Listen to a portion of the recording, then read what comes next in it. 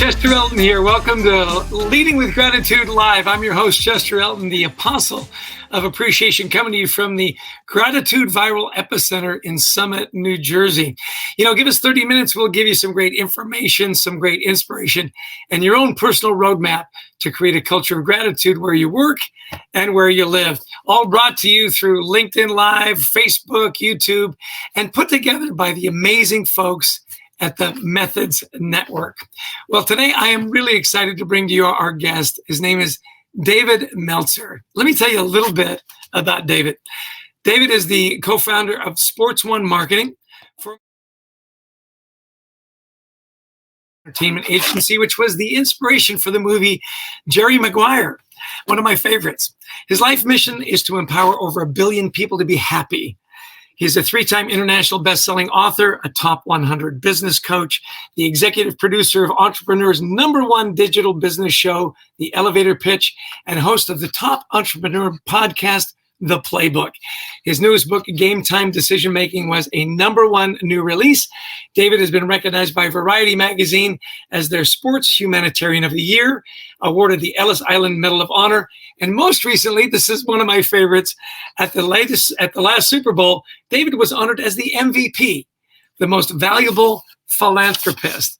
I'm more than excited to introduce you my new friend, David Meltzer. David, welcome to LinkedIn Live and Leading with Gratitude Live. I can't tell you how excited I am to spend some time with you.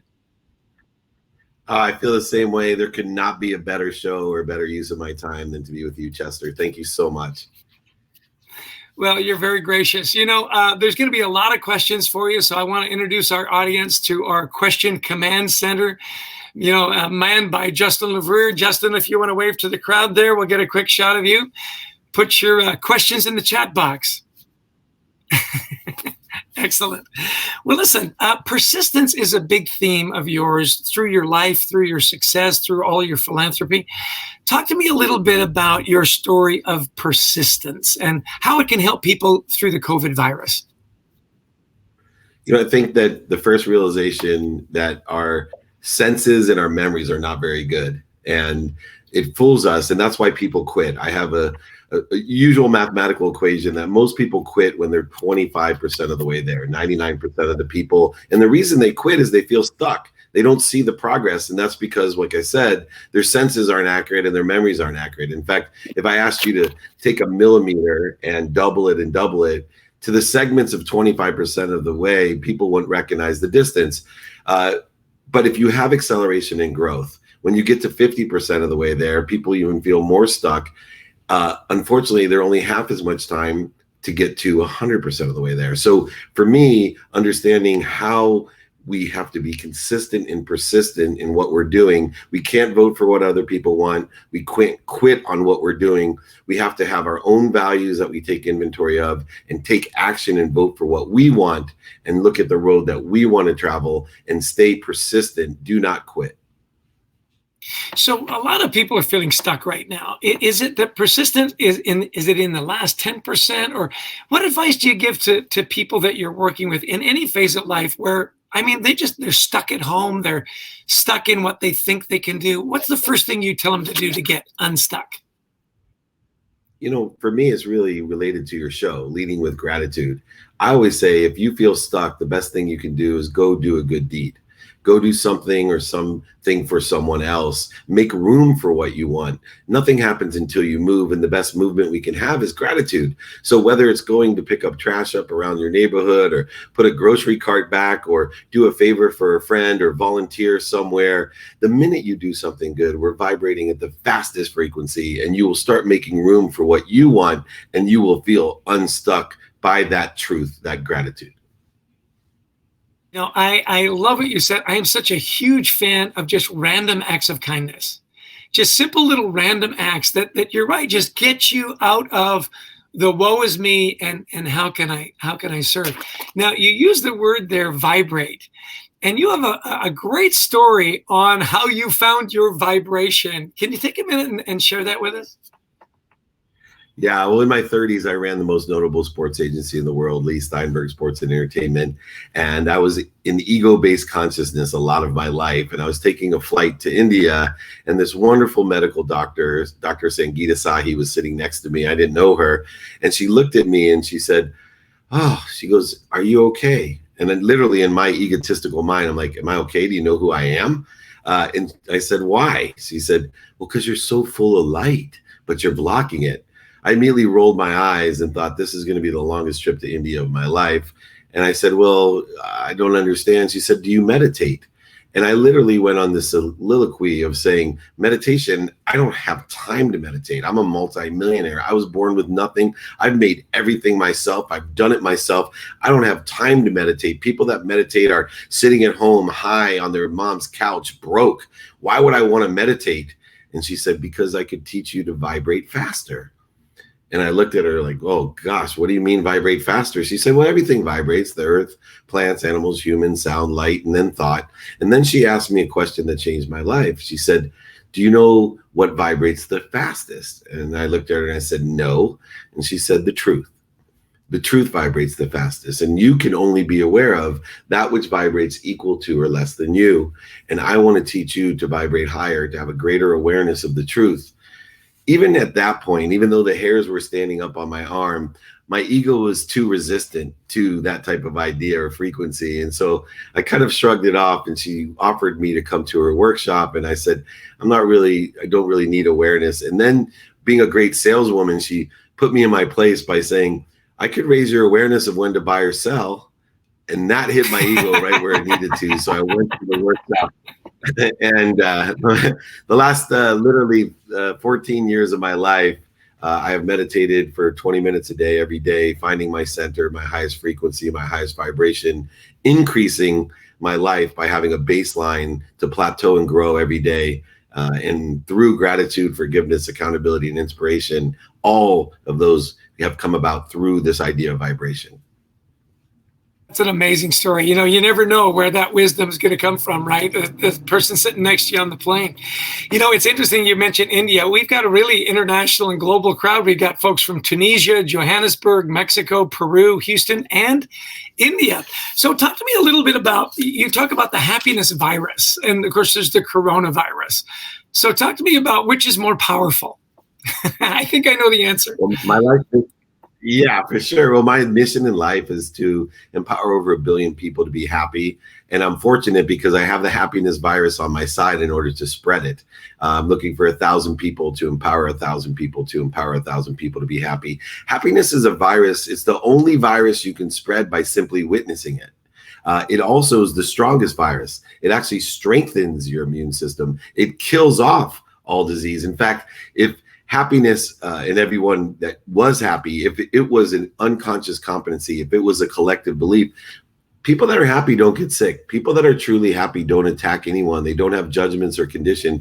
Happy people live in an abundant world of more than enough of everything for everyone to come through them with appreciation, gratitude. And the other side of appreciation is to add value, right? Your house appreciates, it adds value. So it comes through you with appreciation for you to give to others. Once again, making room for what you want, expanding what you want, and allowing you to be happy and to empower others to be happy as well.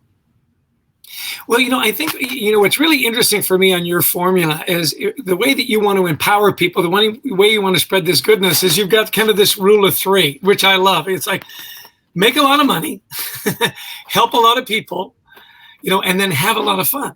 I mean, people just looking at your face go, well, that's a happy guy. He looks like he's having fun. And you also have a lot of money.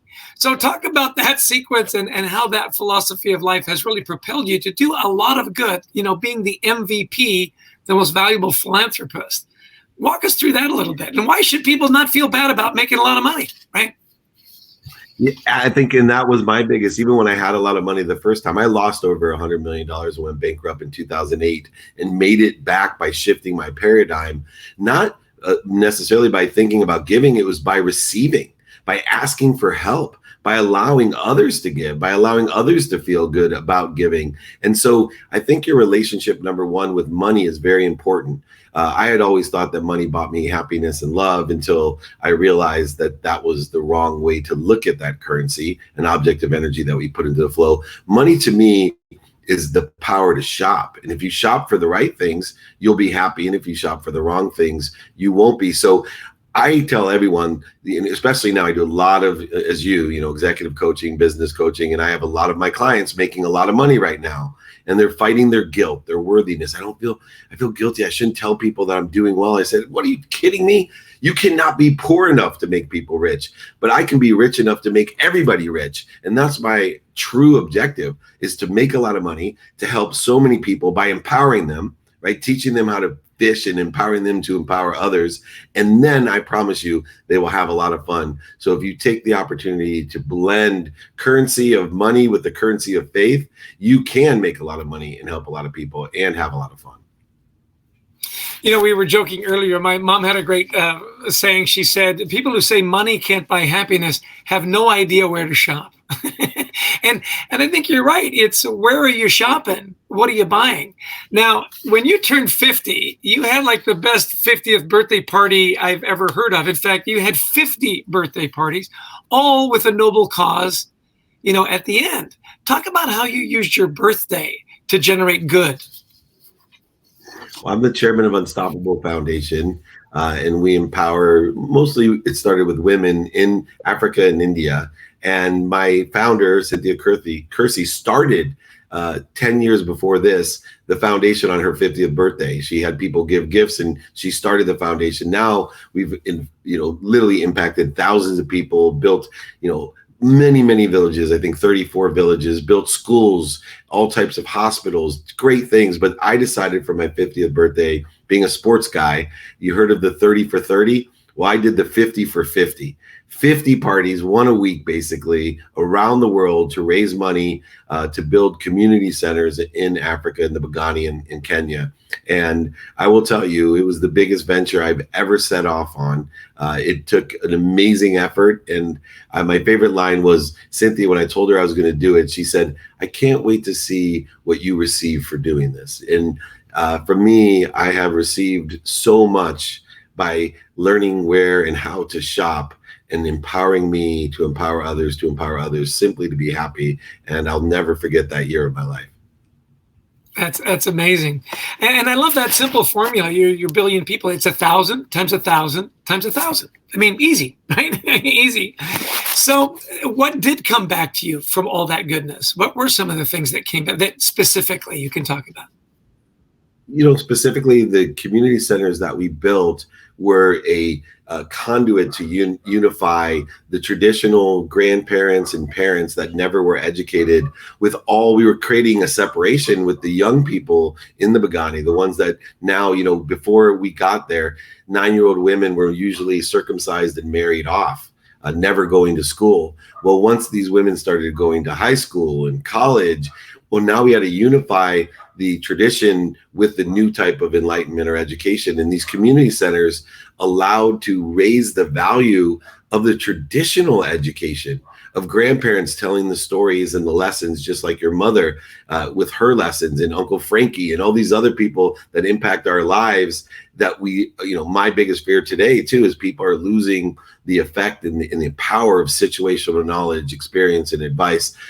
It also expanded me in the respect that it made so much room. It was the impetus to figure out how I could impact 1 billion people. And I used something that Steve Jobs taught me early in my career. I ran the world's first smartphone in 1999, the PCE phone, as a Windows C device. Jobs told me I connect the dots backwards, and I couldn't figure out. I thought people would think I was crazy when I came back from Africa, that my new mission in life was to impact over 1 billion people to be happy. But once I connected the dots backwards, when I step on stages like you, when I go on these shows, people don't think I'm so crazy that I can impact 1,000 people like Chester, knowing that he'll impact 1,000 to impact 1,000 in my lifetime. Absolutely. Well, we do have a question from our question command center. So let's go to Justin. What question have you got for David?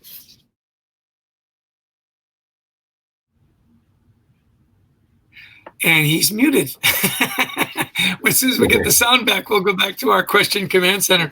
Hey, talk to me a little bit about, you talk about happy people are amazing. You've talked about how they are healthier, that they don't get sick. That what is, you and I talked earlier that gratitude attracts gratitude. What is it about this happiness thing that really does go so viral? And why is it not just a good way to live, it's a great way to run your business? Talk to me about the business of happiness.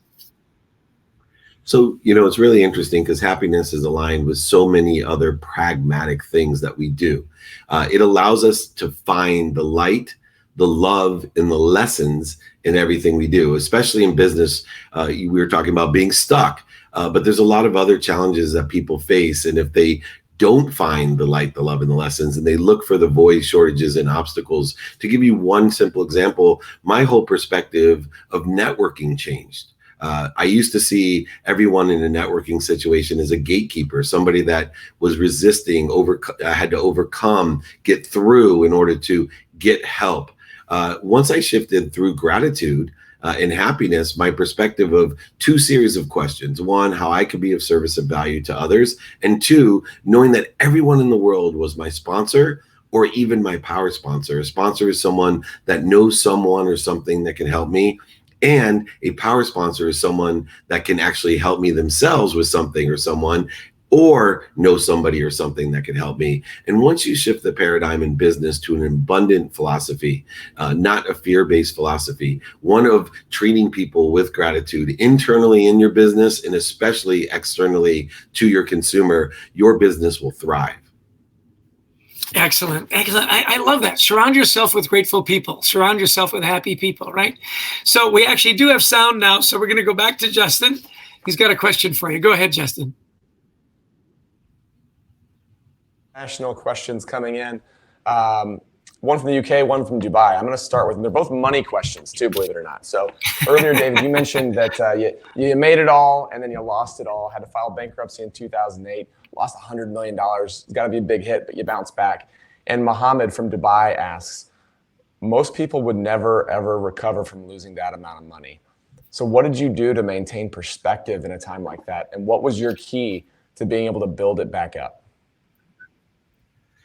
The key to building back up the money was to take inventory of my values. I'm one of the few people that will tell you that I bottomed out 2 years before I lost everything. I had acquired so much wealth that it took me a while for the effect of surrounding myself with the wrong people, the wrong ideas. So 2 years previous, I took stock in who I was.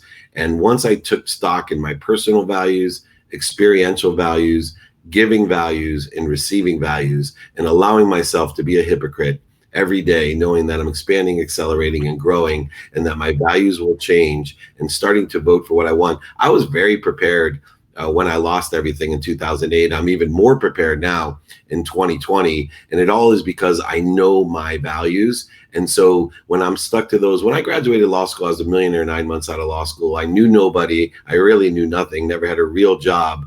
And I had now acquired so much dummy tech, situation knowledge, relationship capital. It took me only 2 weeks to make back my first $1 million by utilizing the relationships I have and the knowledge that I had gained. And most importantly, I learned to be radically humble and ask for help. Cool. We've got a question from Aaron in Colorado. I think is a good friend of yours. So go ahead, Justin. What's Aaron got to ask? Hey, Dave. Okay, so I'm guessing this is Aaron in Colorado from Junior Achievement, which is near and dear to your heart, Dave. David, sorry. She says, as entrepreneurs and the global economy kind of starts to regroup here, what are the most important lessons that we need to remember at this time? I think as entrepreneurs, we have to remember the word capability. And capability is the aggregate of our skills. And so what we have to do is focus in on what we can control, improving our skills, developing our skills, asking for mentorship for our skills. The second thing is knowledge. We have such great access to knowledge, and allowing ourselves to learn and look for the light lessons in love and everything, and acquiring the knowledge that we want, need, or even have. And then finally, most importantly, I've been blessed. I have a podcast called The Playbook, where I get to interview the greatest athletes, celebrities, entertainers, and executives in the world, like Chester. And the one common denominator that I've learned, and we all have to understand, is that they all are inspired people. Motivation will get you up if you're feeling down, but inspiration will get you there. And an inspired person must be what they can be. And this show, we would talk about persistence. I talk about a new entrepreneur, an old entrepreneur. We need to enjoy, be happy about the consistent everyday pursuit of your potential. And if we all do that in an abundant perspective, we will accelerate and grow and learn these lessons that we're being provided to right now, and have a much better world to be in. That's excellent. It's interesting. As I was doing my homework on you in greater depth, you talked about you have 4 things that they're foundational to your work. Number 1 is gratitude. Why is number 1 gratitude? Oh, it's the most powerful thing in the world, Chester. As you know, I have been around. I sit on the Transformational Leadership Council. I'm the Chief Chancellor of Junior Achievement University with Bob Proctor, Jack Canfield, and Sharon Lechter. And the world thought leaders all agree. I've studied metaphysics, quantum physics, and physics. All prove one thing, that your perspective is everything. And what is the great control of perspective? Gratitude. If you look at life through a lens, a gracious lens, everything, your past, your present, and your future is bright. It's positive. And that lens of gratitude allows us to see the light, love, and lessons and everything. I tell everybody, a lot of people are like, oh, well, your life is so good. And I said, look, no matter, I've been with these athletes, celebrities, entertainers, and executives. You can only love so much of what you're doing. The people who are successful learn to love the other percentage of things, whether they're in the relationships they have, the business that they're doing, the community they're involved with, whatever it is. The key to happiness is gratitude allows you to learn to love the percentage of the things that we just don't like. That's awesome. Couldn't agree more. Okay, we got 2 more questions and we're running out of time. So Justin, let's go. Okay, international again. So this one's from Kenya, from Nelly. Says, how does your philosophy relate to the law of attraction? Is this the same thing, or is there some sort of difference here? Only difference that I have in the law of attraction is I believe the law of Goya, get off your ass, is the effectuator of the law of attraction. So you can't sit at home doing nothing. You got to do something. Nothing happens till you move. And once you work within the conscious, subconscious, and unconscious, then a frequency is created that attracts to you what you want. But you just can't sit around with a vision board and dream about it. You got to get up and do something to get it as well. Great stuff. Justin. For one more, we've got one from India. Yoshita writes in and is trying to learn the secrets from you, Dave, and says, could you please share a little bit more about your networking principles? Absolutely. So I am very clear on my networking principles, and I think it's the easiest of skills to learn. Number 1, know how we network. There's 4 ways that we can network today: in person, on the phone, via email, and media, radio, print, TV, and social media. And all you have to do is institute the ask and attract methodology. Learn a series of questions within the context of those 4 realms in order to ask people how that you can be of service. How do we find out? Learn to ask open-ended questions. How are you doing? Where are you from? What's going on? What do you do? What do you like about that? What don't you like about it? And then narrow them down with closed-ended questions. Would it help you if I did this for you? Would it help you if I was able to do this? The second series of questions works in the same manner, in person, on the phone, via email and media. And that is to ask how they can help you. The most radically humble thing we can do is ask for help. It's the biggest skill that I've learned over the last 13 years that have changed my life and accelerated the ability to make a lot of money, help a lot of people, and have a lot of fun. I cannot help anyone because I can't give what I don't have. And that includes gratitude, forgiveness, accountability, inspiration, and money.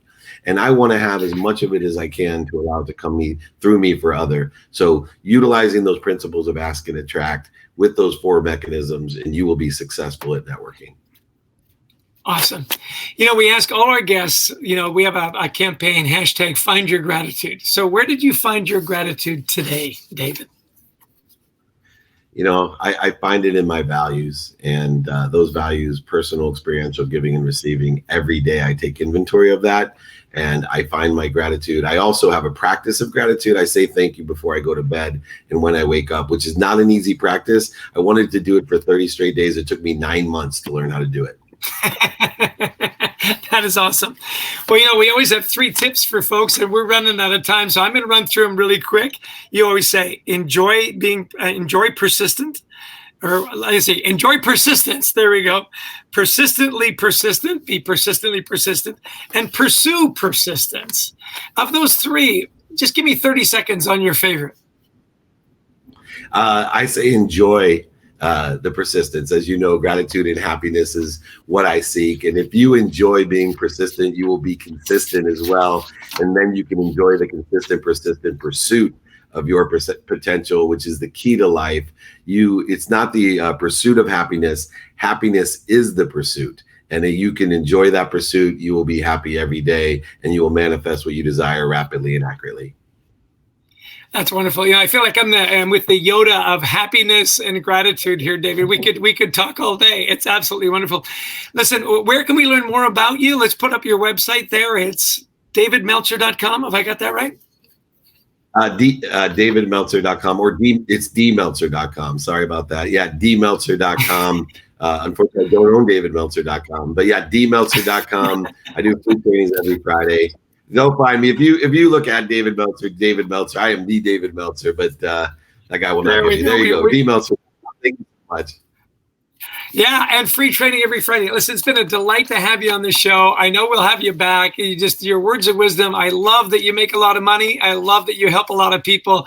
And who doesn't love that you're having a lot of fun? So thank you so much, David. Cheers. Oh, what an honor and a pleasure. Thank you. Always, you got it. Well, listen, our guest next week is going to be Craig LeMaster. Now, Craig was the CEO of a publicly traded company that he led through 2 major crises, Hurricane Andrew, 9/11. He doubled his company's revenues in his 11-year tenure. He talks about a lot of conversations with senior executives, how to deal with this particular crisis. And before we sign off, we've got an ad from our sponsor, Harper Business Books. We throw that up real quick. Yeah. Oh, look at that. It's our Leading with Gratitude book. Yeah. I love this book, said Ellen Mullally. And he's got a message for all of us. Buy me. Thank you for that sponsorship. Well, listen, I want to say thank you to Justin in the Question Command Center. Wave to the crowd there, Justin. And look at, he's reading that wonderful book. You got to love it. And thank you, Brent, the best producer online in the planet. Look, if you want to see other episodes of Marshall Goldsmith's LinkedIn Lives and his show, or our Leading with Gratitude Live, go to methodsof.com and you can find all that great stuff. Thanks to you guys. Well, listen, hope to see you again. We're here every Tuesday and Thursday at 1 p.m. Eastern Time. We'll give you great information, great inspiration, your own personal roadmap to create a culture of gratitude at work and at home. I always say, look, be grateful, be kind, be patient. Join us. Same bad time, same bad channel. I'm grateful for our time together. Take care, everybody. Cheers. Wash your hands.